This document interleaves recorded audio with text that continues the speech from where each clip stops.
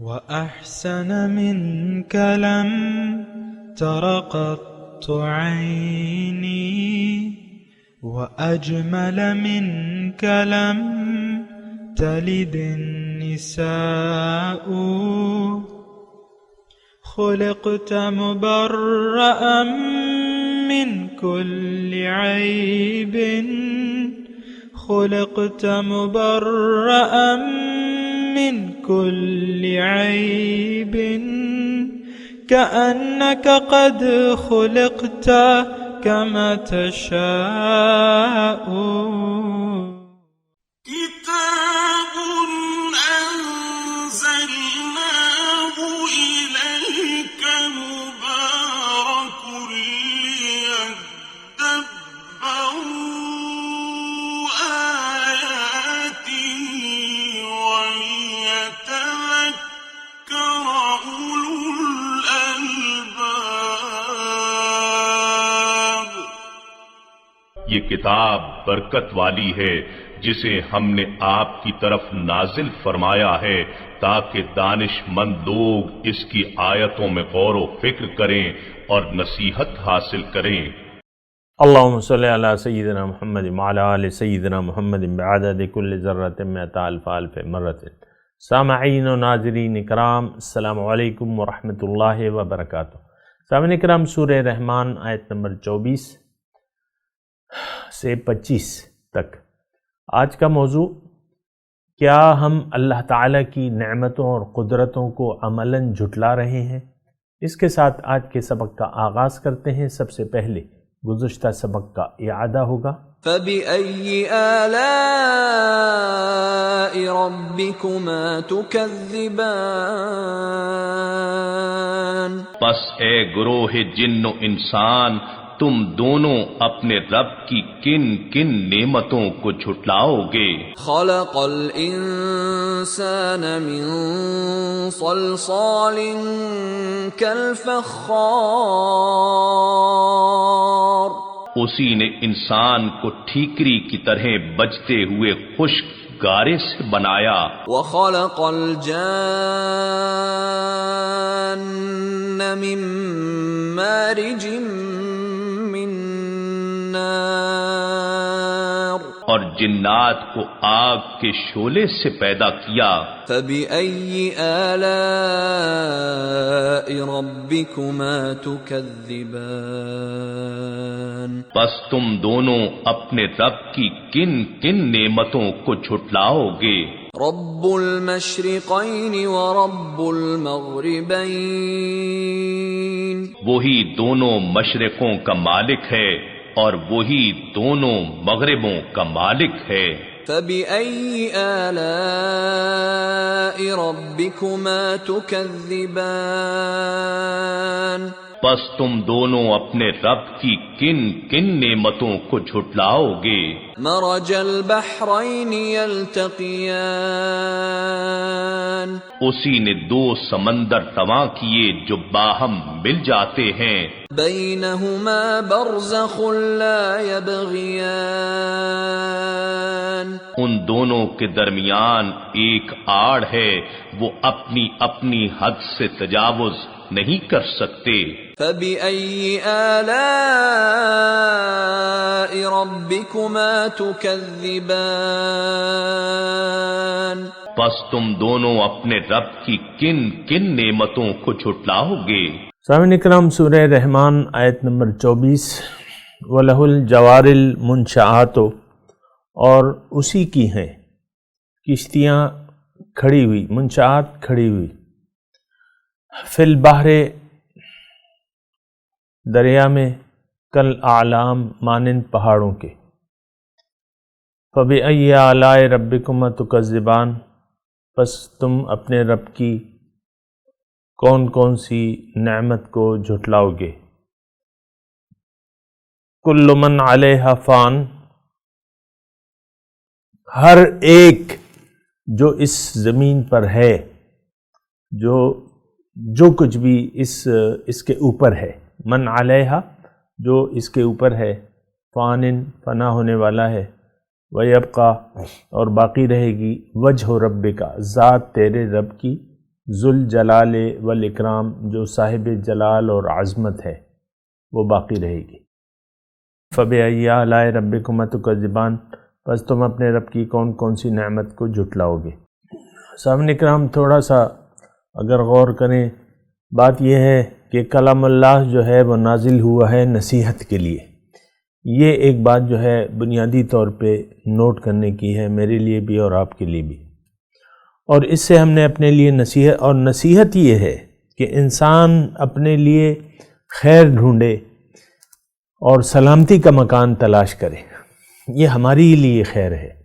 اور ایک بات جو ہے سامعین اکرام نوٹ کر لیں کہ اللہ تعالیٰ نے انسان کو اگر پیدا کیا ہے تو اس کا مقصد کیا ہے؟ اس کا مقصد یہ ہے کہ انسان جو ہے وہ اپنے لیے کچھ نیکی کمائے اور نیکی کا بندوبست کرے۔ نیکی کے ذریعے ہی ہم فلاح کی راہ کو یا فلاح کے راستے کو پا سکتے ہیں، اور نیکی کر کے ہی نیکی کو چھوڑ کر ہم اپنے لیے گمراہی کے جو انجام ہے وہ ہمیں پھر مل جائے گا۔ یعنی نیکی جو ہے وہ بنیادی طور پہ اہمیت رکھتی ہے ہماری زندگی کے خیر اور شر کے لیے۔ انسان جو ہے نیکی کرنے کے لیے اللہ تعالیٰ نے اسے پیدا کیا ہے۔ نیکی کا اگر میں آپ کو دوسرا معنی کروں قرآن کے الفاظ میں تو وہ عبادت ہے، کہ اللہ تعالیٰ نے انسان کو نیکی کے لیے پیدا کیا ہے، نیکی کرنے کے لیے پیدا کیا ہے۔ دیکھیں، ہر وہ کام جو اللہ کی مرضی سے سر انجام دیا جائے وہ نیکی ہوتا ہے، یہ بات نوٹ کر لیں، اور ہر وہ کام جس سے اللہ تعالیٰ ناراض ہوتا ہے وہ انسان کو ناکامی سے دوچار کر دیتا ہے۔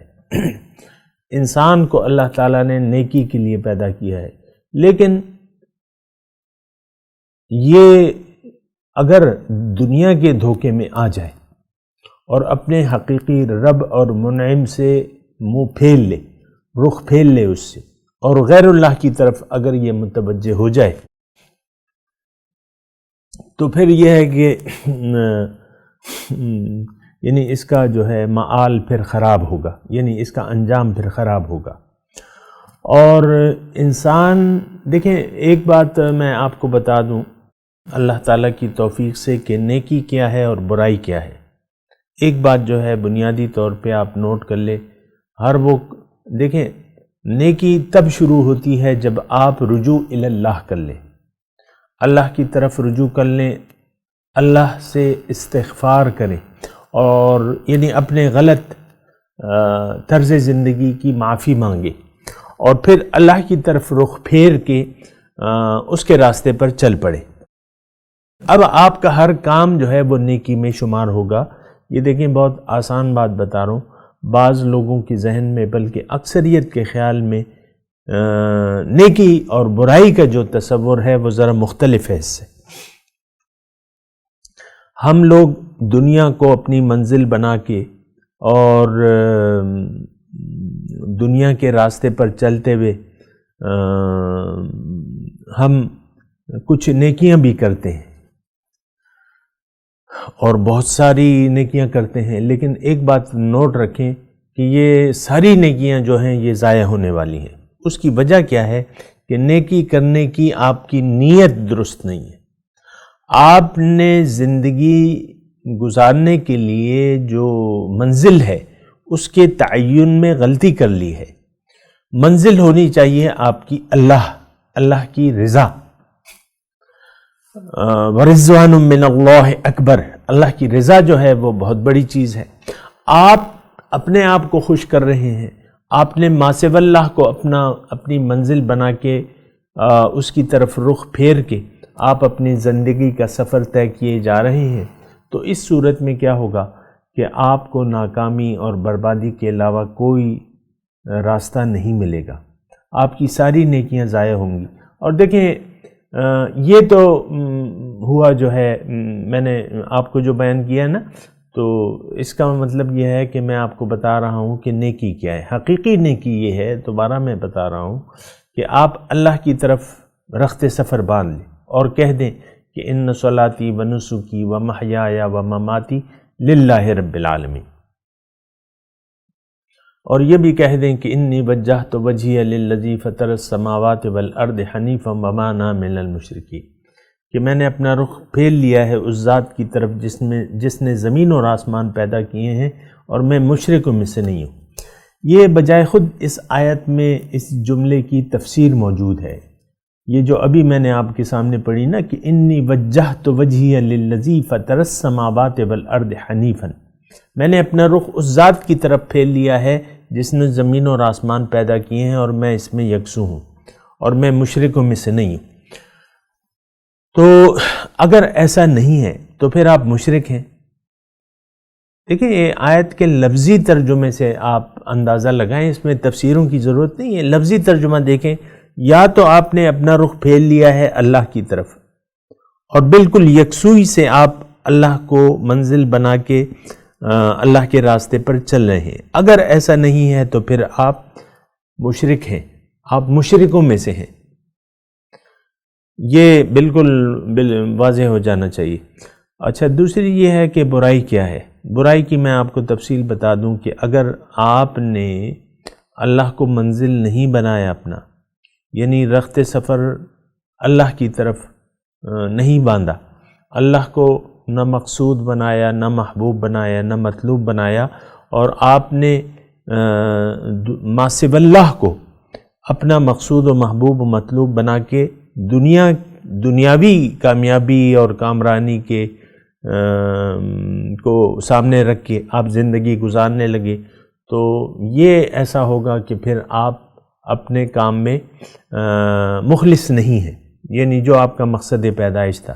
اگر ایسا ہے کہ اللہ کو بھلا کے آپ نے زندگی گزارنی شروع کر دی ما سوی اللہ کو مقصود و محبوب و مطلوب بنا کے، تو اب یہ ہے کہ سارے کام جو ہیں آپ کے جو بھی ہیں وہ برائی پہ مشتمل ہوں گے، وہ برے ہوں گے، وہ کام برے ہوں گے، اور جو اس دوران آپ نیکی کے کام بھی کریں گے وہ بھی برے ہوں گے، وہ ضبط ہو جائیں گے۔ وَقَدِمْنَا إِلَى مَا عَمِلُوا مِنْ عَمَلٍ فَجَعَلْنَاهُ حَبَاءً مَنْثُورًا، اللہ تعالیٰ فرماتا ہے قرآن میں، ایسے لوگوں کے سامنے روز قیامت ان کی نیکیاں ان کے سامنے لائے جائیں گی، پھر اللہ تعالیٰ ان کو ایک اڑتی ہوئی خاک بنا دے گا، اس کا کوئی نتیجہ نہیں ہوگا۔ یہ بات جو ہے یہ ہماری سمجھ میں نہیں آتی، لیکن میں آپ کو بیان کر رہا ہوں کہ ایسا ہی ہے، اور یہ یعنی اس کے لیے کوئی مزید دلائل کی ضرورت نہیں ہے۔ یعنی اسلام کا ایک مشہور قاعدہ ہے کہ انما الاعمال بالنیات، اعمال کا دار و مدار جو ہے وہ نیت پر ہوتا ہے۔ تو ہماری تو اکثریت ہم میں سے جو اکثر لوگ ہیں ان کی نیتیں تو دنیا کے لیے ہیں، دنیا کے لیے جی رہے ہیں، ظاہر کے لیے جی رہے ہیں۔ یہ جینا بھی کیا جینا ہے، یہ کوئی زندگی نہیں ہے۔ بغیر مقصد کے جینا یا بغیر حقیقی مقصد کے جینا جو ہے وہ کوئی جینا نہیں ہے۔ اور دیکھیں، جب میں یہ کہتا ہوں کہ بغیر مقصد، تو اس کا مطلب میرا یہ نہیں ہوتا کہ آپ کا کوئی مقصد ہی نہیں ہے۔ انسان بغیر کسی مقصد اور ارادے کے جی ہی نہیں سکتا، یہ ایک بات نوٹ کر لیں۔ لیکن اب فرق صرف یہ ہے کہ یا تو اس کا مقصود حق ہوگا یا باطل ہوگا۔ عام طور پہ ہم جو زندگی گزار رہے ہیں اس کا مقصود، مطلوب اور محبوب ہمیں غیر اللہ ہے، اللہ کے سوا اور ہستیاں ہیں۔ وہ اس میں ہماری اپنی ذات بھی ہو سکتی ہیں، ہمارے بیوی بچے شوہر گھر بار کاروبار، یہ ساری چیزیں یہ ہمیں محبوب بھی ہیں اور ہمارا مقصود بھی ہے۔ یہ بات ذرا یعنی نوٹ کر لیں۔ بہرحال آج کے سبق کی طرف آتے ہیں۔ اللہ تعالیٰ سورہ رحمان میں اپنی قدرتیں اور اپنی نعمتوں کی طرف انسان کی توجہ دلا رہا ہے کہ دیکھو میری طاقت تو دیکھو، میری قدرت تو دیکھو، میری ربوبیت تو دیکھو، کیوں تم میری نعمتوں کو جھٹلا رہے ہو۔ دیکھیں یہ سورہ رحمان میں خاص طور پہ اس بات پہ بہت زیادہ زور ہے کہ فَبِأَيِّ آلَاءِ رَبِّكُمَا تُكَذِّبُونَ، بار بار اس کو اللہ تعالیٰ نے دہرایا ہے، مختلف نشانیاں اپنی بتا کے اللہ تعالیٰ نے اس کو دہرایا کہ دیکھو یہ ساری چیزیں ہیں اور یہ حقیقت ہے، لیکن تم جھٹلا رہے ہو۔ کون کون سی نعمتوں کو تم، میری قدرتوں کو، کون کون سی میری نعمتوں کو، میری قدرتوں کو اور میری ربوبیت کے مظاہر کو تم جھٹلا رہے ہو، اور کیوں جھٹلا رہے ہو؟ حالانکہ بات تو یہ ہے، اب جو آیت میں نے آپ کے سامنے پڑھی ہے وَلَهُ الْجَوَارِ الْمُنْشَآتُ فِي الْبَحْرِ كَالْأَعْلَامِ، کہ یہ جو سمندر میں آج کل تو بہت زیادہ ہو گیا ہے، پہلے تو بادبانی کشتیاں تھیں، بادبانی جہاز تھے، لیکن یہ دیکھیں یہ بادبانی جہاز بنائے کس نے ہے؟ ایک بات یہ ہے، دوسری بات یہ ہے کہ یہ اس سے فائدہ کون لے رہا ہے؟ تو یعنی یہ ایک زبردست، یہ بحری سفر جو ہے ایک زبردست فائدے کی چیز ہے آج تک، یعنی یہ جو ہے یہ دیکھیں یا تو پانی ہے یا خشکی ہے اور یا ہوائی ہے، تو ہوائی سفر تو مہنگا ہے، آج ساری تجارت جو ہے وہ کنٹینرز میں آپ کو معلوم ہے ہوتی ہے، بڑی بڑی چیزیں جو ہیں لائی جاتی ہیں، تو بہرحال اس کی میں تفصیل میں نہیں جاتا، لیکن اللہ تعالیٰ فرما رہے ہیں یہ میری ہیں، وَلَهُ، اس کے لیے ہے، یعنی اس کا مالک کون ہے؟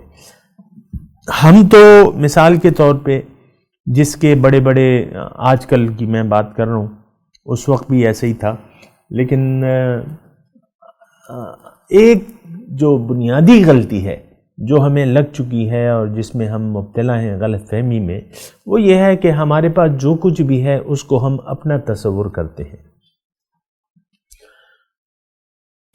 ہماری جان ہے، ہم کہتے ہیں مائی لائف اور مائی سٹائل، بھئی میری مرضی ہے، یا جو ہمارے اللہ تعالیٰ نے ہمیں مال لیا ہے، ہم پیدا ہوئے ہمارے ہاتھ میں 1 روپیہ بھی نہیں تھا، 1 ٹکا بھی نہیں تھا، لیکن جب جاتے ہیں تو ہمارے نام پہ یعنی کتابوں میں کچھ لکھا ہوتا ہے، بینک کی کتابوں میں یا جو بھی ہے، پٹواری صاحب نے کچھ لکھ دیا ہوتا ہے کہ یہ ان کے نام پہ ہے ہمارا کچھ بھی نہیں۔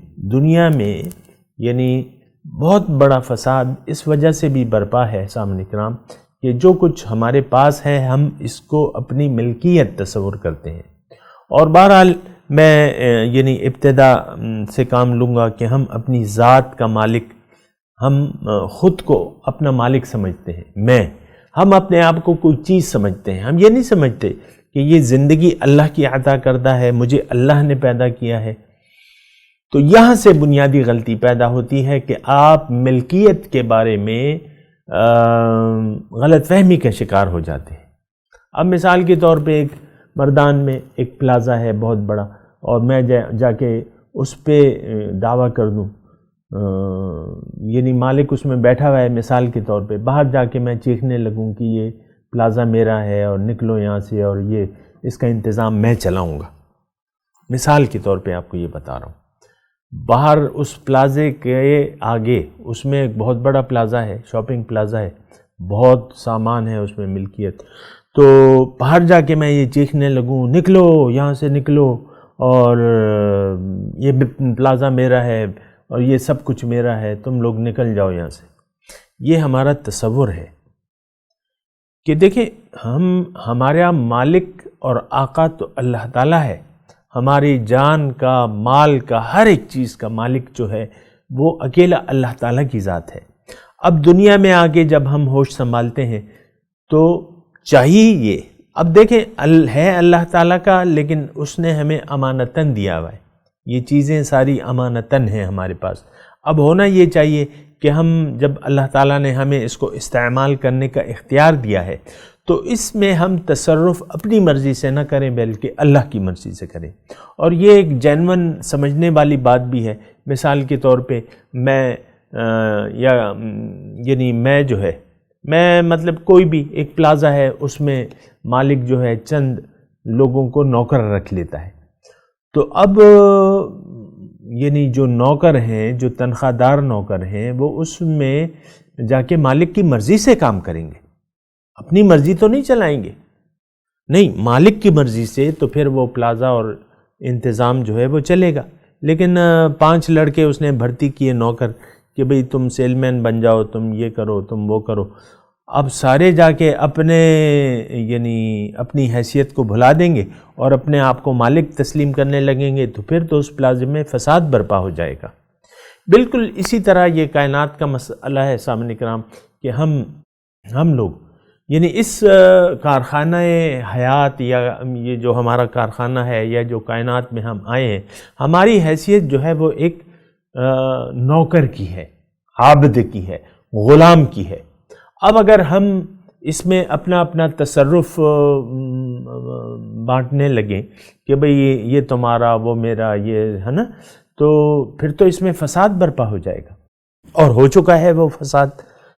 اگر دیکھیں ایک مختصر میں آپ کو جملہ کہہ رہا ہوں کہ اگر ہم اس کائنات میں اللہ کی مرضی سے تصرف نہ کریں تو اس میں پھر فساد برپا ہو جائے گا، یہ بات نوٹ کر لیں۔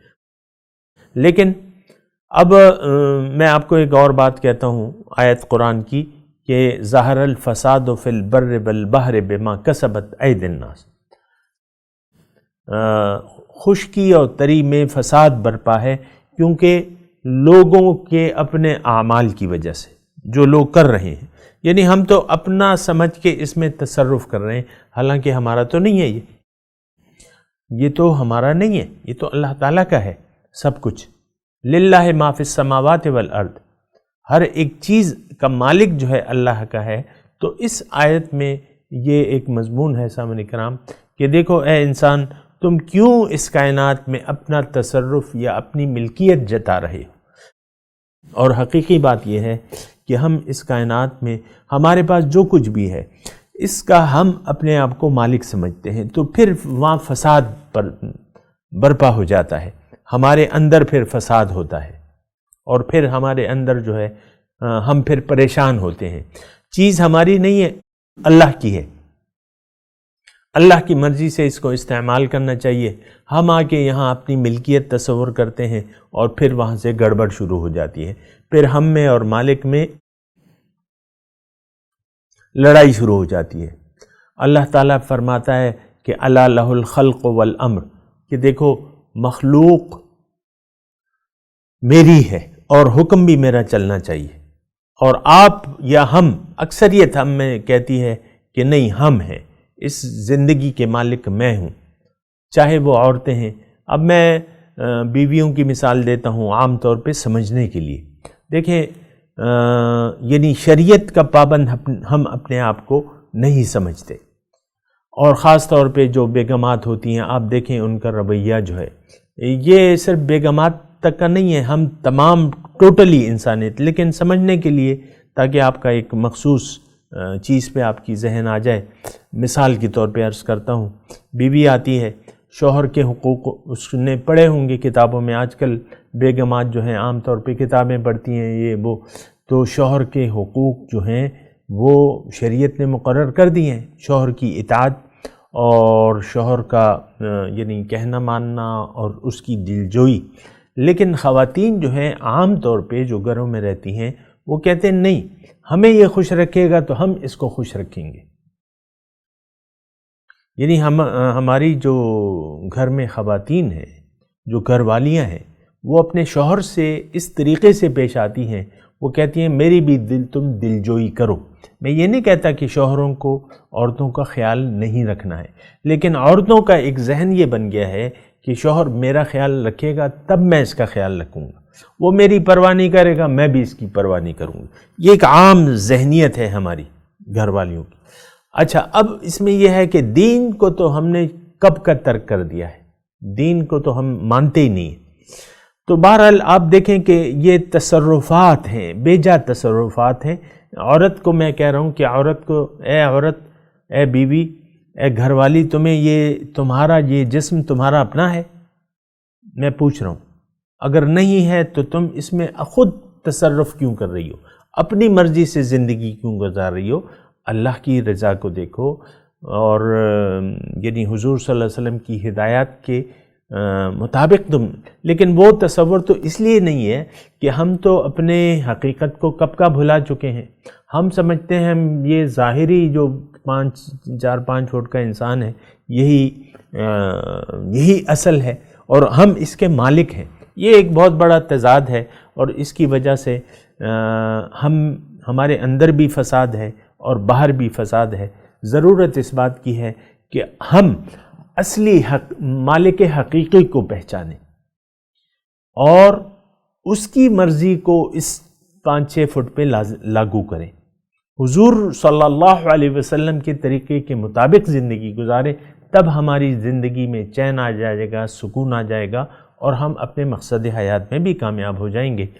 اور آج کا میں تلاوت کرتا ہوں، میرے ساتھ دہرائیے۔ اعوذ باللہ من الشیطان الرجیم، بسم اللہ الرحمن الرحیم۔ وَلَهُ الْجَوَارِ الْمُنشَآتُ فِي الْبَحْرِ كَالْأَعْلَامِ فَبِأَيِّ آلَاءِ رَبِّكُمَا تُكَذِّبَانِ۔ جی اب ترجمہ سنا دیں۔ وَلَهُ الْجَوَارِ الْمُنشَآتُ، اور جو اسی کی ہیں، وَلَهُ اسی کی ہیں، الجوار کشتیاں، منشآت جو کھڑی ہوئی ہیں، فی البحر دریا میں، کالاعلام مانند پہاڑوں کے، فَبِأَيِّ آلَاءِ رَبِّكُمَا تُكَذِّبَانِ، پس کون کون سی نعمتوں کو اے جن و انس تم جھٹلاؤ گے۔ اب اس آیت کی تلاوت اور ترجمہ سنتے ہیں۔ وَلَهُ الْجَوَارِ الْمُنشَآتُ فِي الْبَحْرِ كَالْأَعْلَامِ His are the ships raised above the sea like landmarks. فَبِأَيِّ آلَاءِ رَبِّكُمَا تُكَذِّبَانِ So which of your Lord's marvels will you deny? اس کے ساتھ ہی آج کے درس کا وقت اختتام کو پہنچا۔ انشاءاللہ اگلے درس میں ملاقات ہوگی۔ وآخر دعوانا ان الحمدللہ رب العالمین، والسلام علیکم ورحمۃ اللہ وبرکاتہ۔